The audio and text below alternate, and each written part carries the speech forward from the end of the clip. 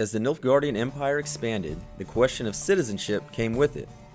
Every newly acquired kingdom and territory would be considered an imperial province and ruled by a governor, exactly the same with the Romans, as Aquitania in then Gaul, now modern-day France, or Lusitania in Hispania, which is why people of Spanish descent, such as me, are called Hispanic, because Hispania is Latin for Spain. The more you know. The most notable Nilfgaardian governor was probably Field Marshal Menno Cohen, who was appointed the governor of Sintra after the slaughter.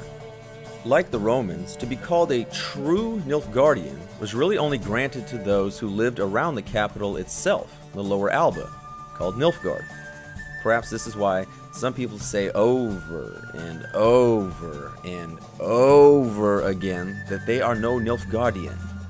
Nilfgaard was the capital of the Nilfgaardian Empire, Rome was the capital of the Roman Empire, and Byzantium, which became Constantinople, was the capital of the Byzantine Empire.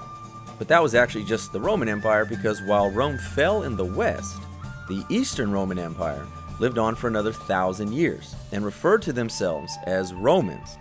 But because by the time the Middle Ages hit, they looked nothing like the Romans and were culturally Greek, historians just said, screw it, they're now the Byzantines, so people don't get confused. And I hope you're not confused. So Rome never truly fell, it just changed continents.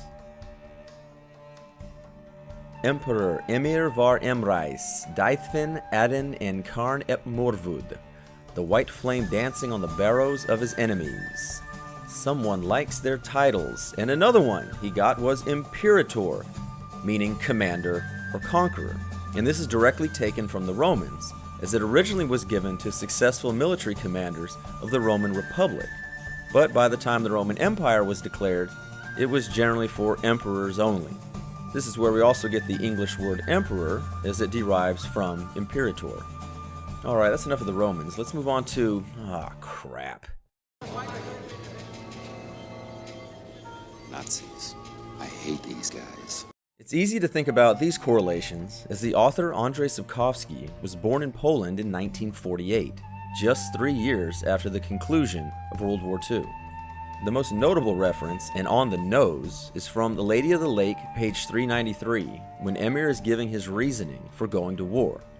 Living space. Lebensraum is German for living space. This was a geopolitical goal of Germany from essentially World War I through the Weimar Republic and boy, into Nazi Germany. It required the Germans to spread their superior genes all over the continent, specifically to the east where undesirables lived, which was coincidentally enough weaker than the West. World of the Witcher, page 18, notes that for the Second Northern War, the Nilfgaardians had a new strategy of lightning-fast war, or Blitz. Blitzkrieg, literally lightning war in German, was the Nazis' lightning smash-and-grab warfare that dominated the early part of World War II. They relied upon quick, powerful attacks designed to shock the enemy and cause confusion. Heavily armored divisions would drive into defenses and attempt to encircle the armies. They would then continue to press the attack and disrupt retreats and lines of supply. The most direct connection would be the armored Nausicaa Brigade of the Nilfgaardian army, their nickname being Death's Heads.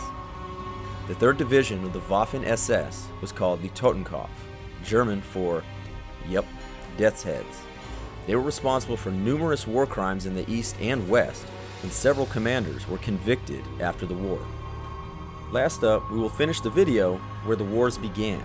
Before the outset of the Second Northern War, the Northern Realms and Nilfgaard were dancing around each other, each not wanting to be responsible for starting the aggression. King Demovind of Edirn attacked a border outpost at Glevitz Engine, or did he? Either way, Nilfgaard used it as provocation, and the rest is history.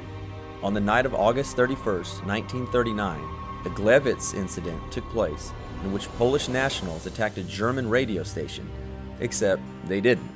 It was a false flag operation concocted by the Nazis to provide a reason to invade Poland, which they did the following morning, starting World War II in Europe. Similar sounding names, and a similar result.